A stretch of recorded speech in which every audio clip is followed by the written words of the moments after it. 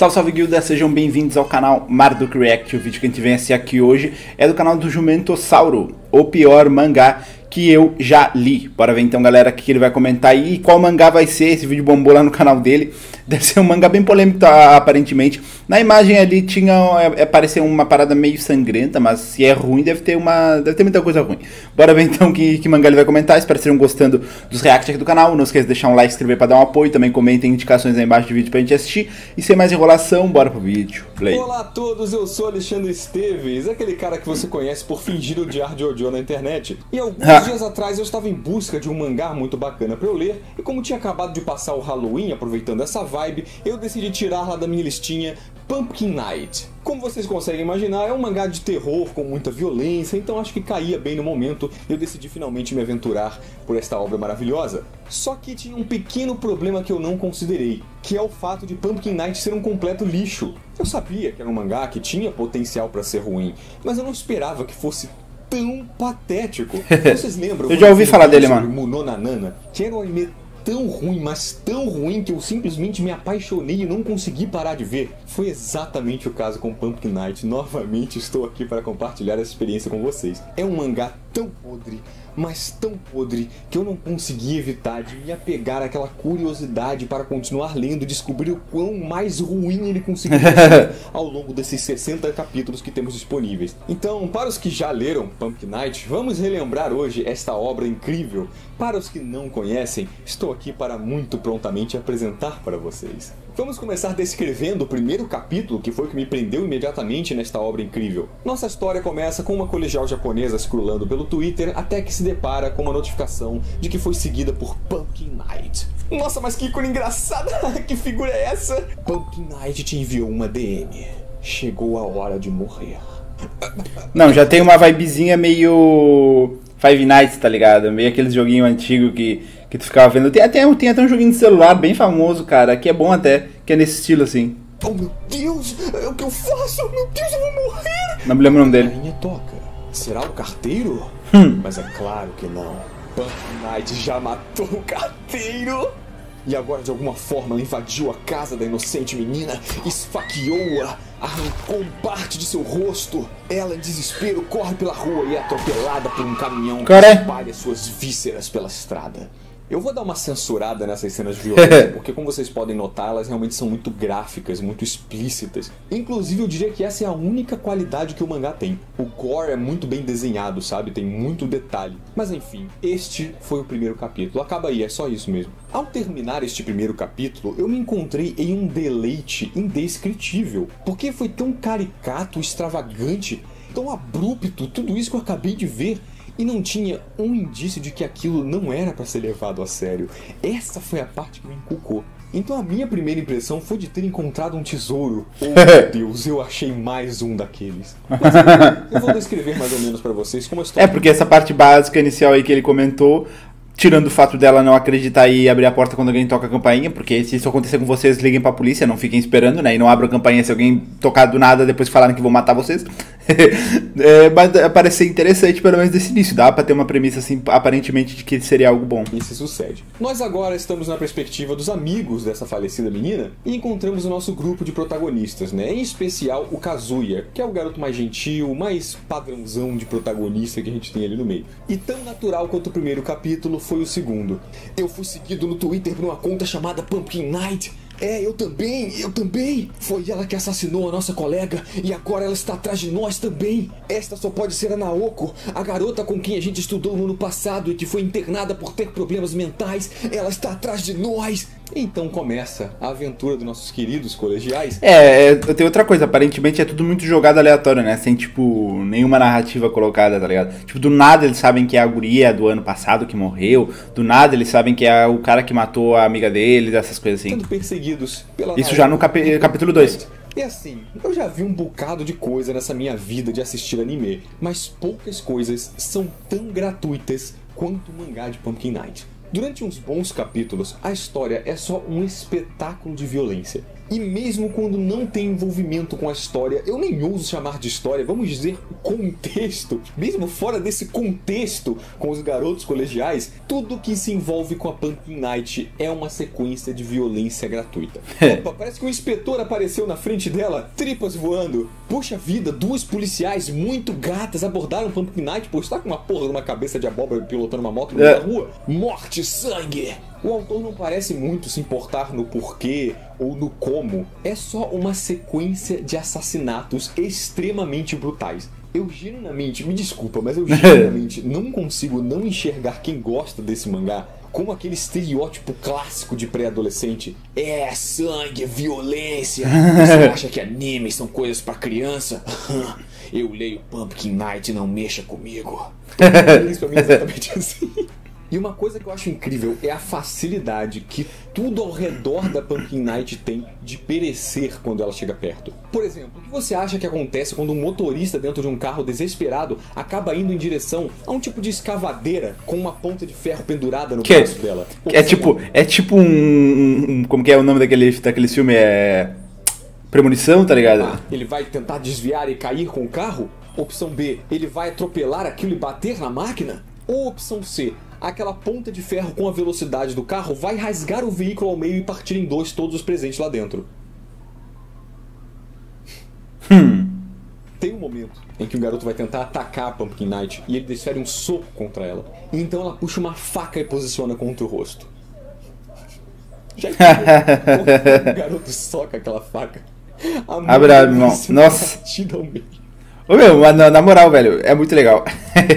Ai, cara, o autor desse mangá não é muito jogado, mas é legal. Amigo da física, né? Mas enfim, em meio à caçada da Pumpkin Night aos garotos, o mangá começa a apresentar um pouco mais de contexto e parece querer inverter a nossa perspectiva. Não mais por temer a Pumpkin Night e prezar pelos garotos, e sim por torcer para cada vez mais a Pumpkin Night consiga concluir aquela matança. Porque conforme ele vai expondo mais a Naoko, que é a menina por trás da figura de Pumpkin Night, ele vai mostrando que ela é uma pessoa que sofria muito bullying justamente por aqueles garotos que ela tá tentando caçar. Então, no fim das contas, ela tá querendo se vingar. Então ele quer... mas até o momento eu não vou tirar o mérito do autor aparentemente ser criativo nas formas de fazer as coisas aleatórias, tá ligado? Porque é muita criatividade, mano. Quer que a gente compactue com essa vingança brutal da Naoko, embora ela tenha matado um monte de gente inocente violentamente no meio do caminho, mas quem se importa é o bullying. E vamos exatamente dar destaque ao bullying. Gente, quantas vezes vocês já viram em mangá, anime, light novel e variantes o bullying servir de desculpa para justificar qualquer personagem? Eu não sei como isso começou a surgir como uma tendência, mas imagino que no início deva ter funcionado porque o bullying é muito fácil de você simpatizar. É uma coisa que tá... eu acho que veio como tendência por causa que aconteceram muitos casos, por exemplo, de pessoas que sofriam bullying, crianças principalmente em escolas, e elas depois levavam uma arma, levavam facas, isso ainda mais para países fora do nosso, assim, o nosso ainda não é tão comum assim, mas para países ingleses, tipo nos Estados Unidos, Canadá, já ouvi falar também, não sei se países asiáticos também, mas...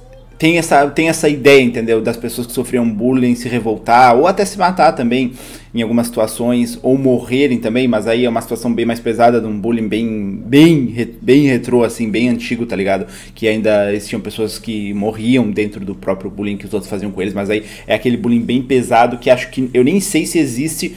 Não, claro, se a gente pegar países violentos, sim, né? Mas pegando, assim, países comuns hoje em dia, democráticos, vamos pegar, por exemplo, que até eram um pouco democráticos há algum tempo atrás, mas, entre aspas, ali como os Estados Unidos, por exemplo, alguns casos aconteceram, mas eu não ouvi falar de acontecer coisas assim em outros lugares. Então acho que vem o meio dessa ideia, e eles começaram a meio que politizar, espalhar isso daí, tá ligado? Não, como esses animes são criados no Japão, eu não sei qual é a forma, a cultura lá e como essas coisas acontecem diretamente, né? Então não tenho muito como dizer esse tipo de argumento sobre lá. Muito presente na nossa vida e é universalmente reconhecida como uma coisa muito ruim. Então é fácil de você simpatizar, de você identificar aquilo como um problema muito grande que afeta negativamente as pessoas. Só que parece que isso se tornou uma carta coringa para justificar qualquer personagem. Esse personagem é psicopatinha, mas olha como ele sofreu bullying. Esse personagem você sempre julgou como ele agiu de maneira estranha, mas olha como ele sofreu bullying. E meu querido povo, eu pergunto pra vocês, quantos desses bullying que vemos com tanta frequência na indústria de anime são bem escritos? Eu tenho muita dificuldade pra me lembrar de algum. geralmente é só uma cartada para justificar o personagem. O bullying não é um meio pelo qual você vai trabalhar o personagem. O bullying é a causa. Isso é um questionamento que as pessoas tinham que fazer bastante, tipo, os meios não justificam os fins. É uma frase tão comum, mas que as pessoas tinham que se questionar sobre tudo que elas ouvem. Porque muitas atitudes elas são justificadas em cima de coisas mais absurdas do que a própria atitude tomada. Entendeu? Então, tipo, acaba que às vezes não tem coerência. Por mais às vezes que a atitude aparente ter... a atitude tomada, né, aparente ter alguma coisa de fundamento ou uma direção, às vezes ela não faz sentido, simplesmente por causa que os fundamentos na qual ela está seguindo para fazer aquilo são algo muito menor do que ela está fazendo, entendeu? Tipo, não justifica, sei lá, eu matar uma pessoa porque, sei lá, essa pessoa me xingou, por exemplo, tá ligado? Não justifica. E ponto. Quer justificar os personagens? Bota uns valentões feios ou umas meninas muito abusadas com qual ninguém vai com a cara pra judiar desse personagem, pronto. E por ser tão recorrente e muito raramente bem trabalhado, já se tornou um estereótipo muito chato. E é claro que em Pumpkin Night não ia ser diferente. Na verdade, é pior ainda. Temos cenas de todos esses garotos, com exceção do Kazuya, né, que é o especial ali, mais gentil, judiando muito da pobre Naoko, chutando ela enquanto todos olham sem fazer nada. E aquela clássica perspectiva do herói fraco e gentil também, colocada no Kazuya. Ah, eu queria muito ajudá-la, mas eu não consigo me envolver. E aí todo esse bullying tem que crescer e culminar em algum momento, claro. Tem que ser um bullying pesado pra justificar ela ser tão louca. Então, justamente na festa de Halloween do colégio, entendeu? Halloween, ela usa uma abóbora, sacou? A Naoko é eleita como a rainha do Halloween e ela tem que usar a máscara de abóbora. Mas é claro que os adolescentes malvados já sacanearam com essa máscara. E como tem que ser um bullying pesado, o que será que eles vão fazer? Prender a máscara de um jeito que ela não consiga tirar? Botar insetos, talvez, na máscara pra ela ficar assustada? Fala sério, quem que faria isso? Pra gente poder se identificar aqui, tem que ser uma coisa muito mais orgânica, muito mais plausível. E, naturalmente, uma coisa muito mais acessível para um adolescente do ensino médio poder fazer é isso mesmo, colocar ácido sulfúrico dentro da máscara. Caralho. É sério. Então temos a Naoko no palco na frente de todo o colégio com o rosto e a carne da sua face queimando. E todo mundo rindo. Riram dela, claro, foi muito engraçado. Eu sei que já dá pra se identificar com essa situação, já dá pra sentir bem plausível ela, mas ainda não tá natural o suficiente. O autor ele é esforçado, ele quer deixar isso ainda mais orgânico. Não pode só ter acontecido esse evento. É foda que eles exageram demais, né? Isso que é foda. Explicar o motivo dos personagens. Então, em algum momento, nos é dada a oportunidade de descobrir por que os garotos fizeram isso. E eis a resposta. Porque é divertido! Bah. Vocês são familiarizados com o termo maniqueísmo? Maniqueísmo é um princípio... Sei lá, a melhor justificativa para aquilo dali seria, sei lá, isso aqui tá acontecendo na verdade numa escola de psicopatas, tá ligado? É que todo mundo aqui dentro é psicopata.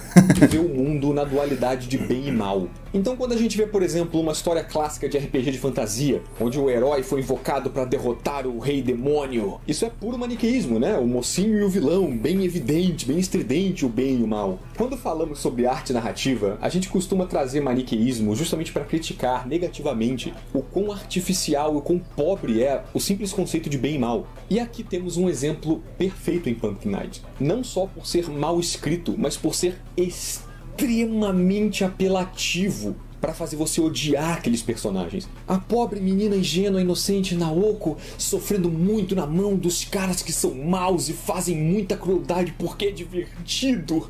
Olha as expressões que os personagens têm ao falar esse tipo de coisa. Caralho. É a maneira mais barata e mais preguiçosa possível para fazer a gente odiar esse personagem. A gente tem que odiar esses personagens porque a gente tem que querer ver a Naoko se vingando. A gente tem que torcer pela Pumpkin Night para matar eles. E com isso a gente vai continuar lendo o mangá porque a gente quer ver eles se fuder. E o autor cria essa fórmula da maneira mais pobre, mais barata do mundo. Quanto mais extravagante, mais cruel e mais nojenta é a figura do personagem que o autor tenta forçar pra gente odiar ele, sem trabalho de personagem, sem boa escrita por trás de tudo, mais barata e mais desesperada aquela obra se torna. Lendo tudo isso, eu estava perplexo com o quão ruim era, mas eu mal sabia que ia piorar mais ainda. Carai. Talvez você esteja se perguntando, mas poxa, como um bullying tão evidente e descarado desse passou despercebido? Como que os garotos saíram impunes e quem acabou sofrendo sozinho foi a Naoko?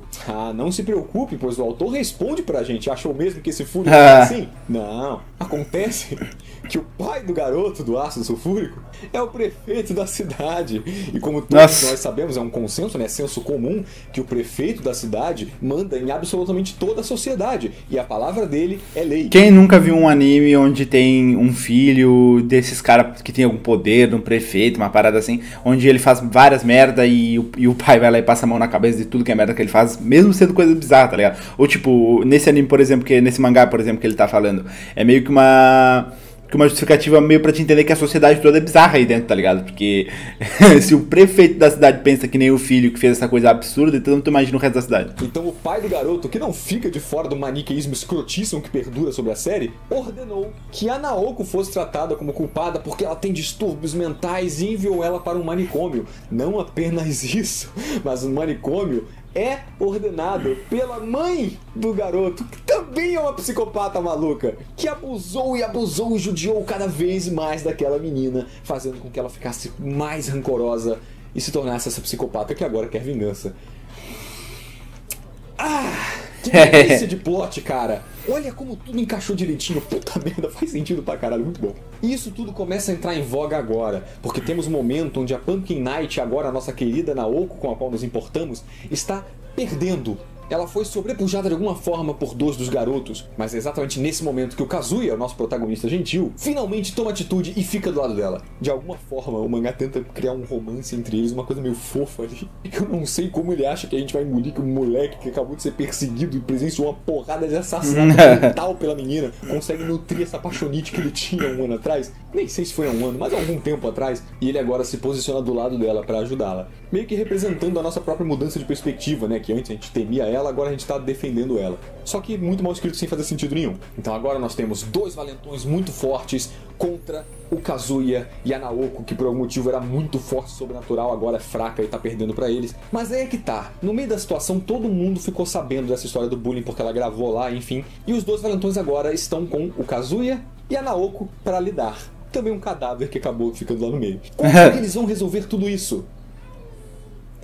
Alô, papai prefeito, Deus Ex Machina que pode resolver tudo? Vem dar um help pra mim aqui. Esse que o prefeito consegue, evidentemente, deletar da internet toda essa história do bullying que veio à tona, levar no carro o Kazuya, a Naoko e o cadáver, e a ideia dele pra Bom, até o momento eu tô entendendo que essa cidade aí é uma cidade ou possivelmente um país aí de ditadores, né? Os prefeitos, eles são aí amigos do presidente do país, no caso eles são do alto escalão aí denominados para cuidar de cada um dos lugares onde eles podem fazer o que quiser, por isso que é um país ditador, eles podem matar, eles podem fazer qualquer coisa, sumir com os corpos, e as pessoas aí, inclusive o filho dele também, né, por saber que o pai dele é poderoso, tá fazendo com que não, deixa pra lá que não faz sentido. Tudo isso e ajudar o filho é jogar os três embaixo de uma Só pra falar, o objetivo era não fazer sentido mesmo, tá? Construção que eles estão fazendo, pois no dia seguinte será derramado cimento ali pra construir o prédio em cima deles. Atitude de qualquer prefeito, né? Convenhamos. Eu acho muito foda, que não basta os personagens não fazerem sentido, serem extremamente maus porque sim, foda-se. Eles têm que ser nojentos, como eu disse, pra fazer a gente odiar eles, pra ter certeza de que a gente vai ficar puto. O prefeito não pode chegar e fazer as coisas dele que não faz nenhum sentido, mas pelo menos com uma atitude um pouco mais pomposa. Caramba, garoto, já falei pra você não fazer essas merdas que eu tenho que resolver tudo, eu sou prefeito, sou ocupado aqui, sei lá, qualquer estereótipo desse já seria melhor. Não, ele é tão escroto, tão mal quanto ele aprecia, ele tem prazer em matar todo mundo. Cara, só nesse tempo, nesse pouco tempo de tela que esse prefeito tem, ele já foi ocultar um cadáver, matar dois garotos inocentes, matar o rival de candidatura dele pra eleição, deletou com uma confissão absurda da internet, impediu a polícia de se mobilizar pra investigar tudo isso, presenciou apreciando um estupro de uma menina inocente, não só escondeu aquela história do bullying, como colocou a menina inocente no manicômio e aí ninguém acreditava nela, ninguém podia fazer nada por ela. Esse cara é 10, esse personagem é 10. E nessa parte tem uma cena muito específica, mas que eu faço questão de compartilhar com vocês, porque eu ri muito quando eu li isso. Porque agora, já que nosso querido casal está impotente, né, sobrepujado pela imponência do prefeito, antes deles serem arremessados naquele vão para morrer, a Naoko, que é completamente despirocada, começa a ameaçar eles e gritar muito doida: eu vou matar vocês, eu vou destripar todos vocês, vou voltar a assombrar a família de todos vocês estão fodidos. E como vocês acham que o Kazuya reage perante essa atitude dela? Ah, Naoko, você é perfeita. Vai tomar no cu, amo esse mangá, cara. Nossa, velho, não é possível. Eles são arremessados no buraco, de algum jeito eles conseguem sobreviver. E eu queria adiantar que a história entra no segundo ato, onde agora eles já se vingaram dos garotos, já tinha que matar isso aí, já acabou essa vingança, agora a gente tem que ir pra outra coisa. A história não pode acabar aí, porra. A gente entra na segunda etapa da história, onde agora Pumpkin Night é vista como uma heroína. Agora que a gente tá do lado dela, agora que a gente já simpatizou com toda a história dela, o mangá tem que continuar com a matança, só que a gente tem que compactuar com a matança dela. Então agora o objetivo da Naoko tem que ser voltado a matar pessoas ruins. Ela tem que eliminar pessoas que fazem mal pra sociedade. Embora alguns capítulos atrás ela tenha matado um monte de gente inocente, mas foda-se, ninguém lembra. Ela agora é uma justiceira. A gente tem que ficar do lado dela e apoiar a matança que ela tá fazendo. E a gente acabou ficando numa situação meio Kaifuku. A gente tem que ficar do lado dela. Ela só pode matar pessoas do mal. É por isso que todas as pessoas são do mal. Toda pessoa que aparece na história é muito nojenta e faz mal pra todo mundo. É a desculpa pra ela poder matar todo mundo na história, só que agora pelo viés ético.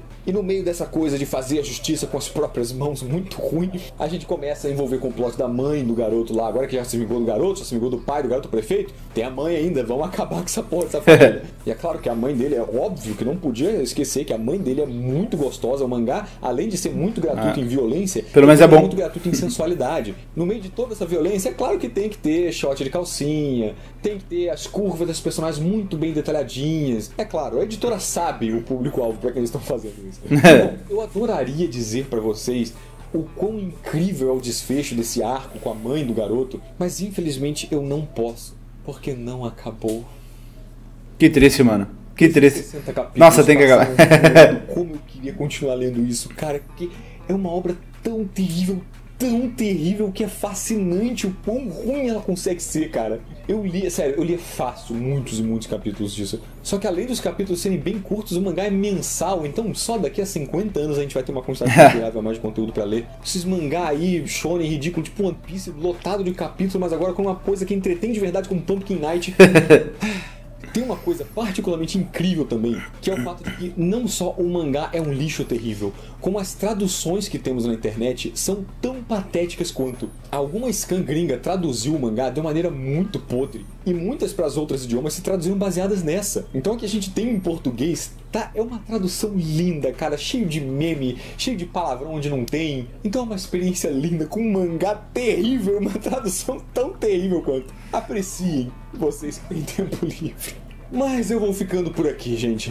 Essa foi a obra ruim da vez, a obra, como eu chamei como Nonanana, melhor, pior obra da vez. Muito obrigado por ter assistido esse vídeo até o final. Se você não é inscrito no canal ainda, olha que oportunidade perfeita para se inscrever. Caso seja inscrito no canal, mas não me siga nas redes sociais, olha só, Twitter e Instagram tá na descrição, clica aí, dá um follow lá, não custa nada. Caso queira assistir lives, eu faço lives de vez em quando também, tudo na descrição, cara, tudo na descrição. E um obrigado especial para os membros do canal. Beijão pra vocês, sempre me ajudando, me patrocinando aí. Mas é isso aí, gente. Adeus. Mano, é bem absurdo, cara. Provavelmente daqui a uns 2 a 4 anos aí a gente vai ver o Jumentossauro vindo aqui trazendo o resto dessa continuação desse mangá.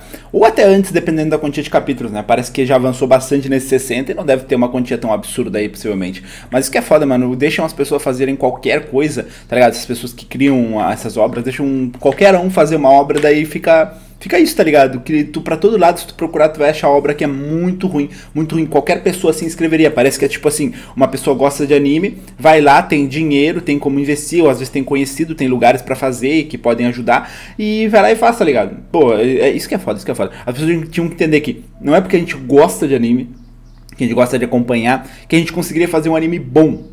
Entendeu? Não é tão fácil assim fazer um anime. Às vezes tu pode até entender crítica de tudo sobre o anime, mas ainda assim é difícil tu criar uma história, tu desenvolver algo interessante, ainda mais depois de tanta coisa ter surgido, que faz, por exemplo, jus aquele momento que ele explica a questão do bem e do mal ali, né, do rei demônio, do herói que tenta matar o rei demônio. Mano, tem pra todo lado história sobre isso daí. Eu já chego a ficar com nojo quando eu abro mais um anime pra ver e tipo, o rei demônio. Eu já fico nojado já, tá ligado? Bom, galera, mas isso aí, espero que vocês gostassem desse react. Deixa indicações aí nos comentários de mais vídeos pra gente assistir. Se tiverem gostado, não esqueça de deixar um like, se inscrever pra dar um apoio e até a próxima. Falou!